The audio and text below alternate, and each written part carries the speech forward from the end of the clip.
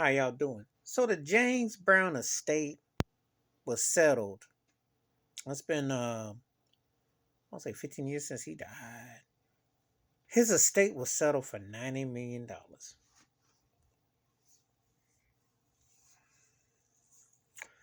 If you see a look of sadness on my face, there should be another zero behind that after that 90.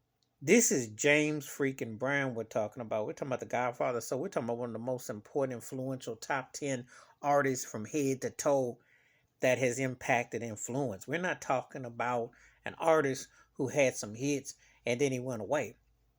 Now, I'm one of those kind of men. I don't get another men's money in business or a woman's money in business because your money is your money.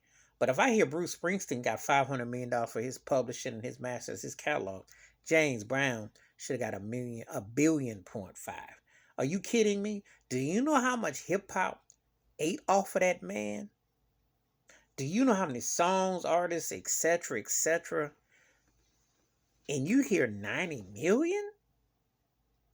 And they got the nerve to say they're going to, his South Carolina home, they're going to turn into Graceland. He wanted most money to go back to colleges and for children programs, but they're going to turn into a Graceland style. James Brown should be a billion.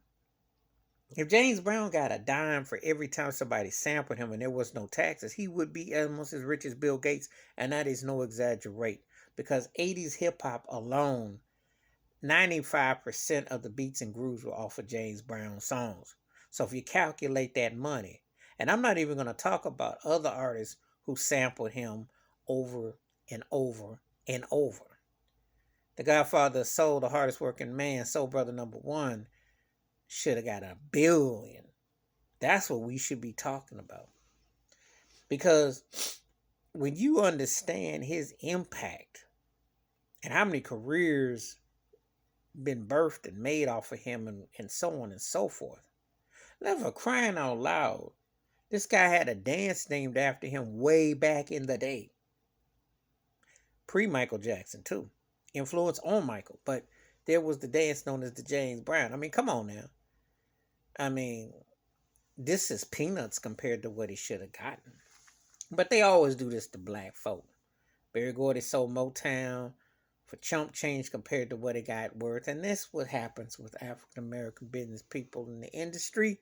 You never get the dollars that you should. Then some old cornball label or something with some white boys will get it and get way top dollar. So tell me this ain't a double standard. But I am sad about James Brown.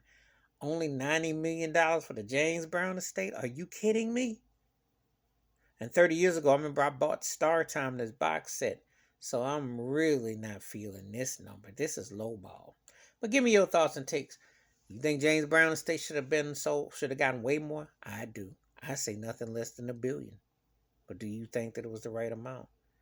Some people would cry about streaming and stuff. Like, come on, this is James freaking Brown. There was a movie by the late great Chadwick Boseman who did the movie Get On Up that Mick Jagger produced. Are you kidding me? And that came out in the last 7-8 years. So if you generate a movie in Hollywood, you got to be worth a lot for them to invest in. I'm dropping the mic like James Brown. I'm out. Give me your thoughts. Please subscribe and let's talk about this. I'm out.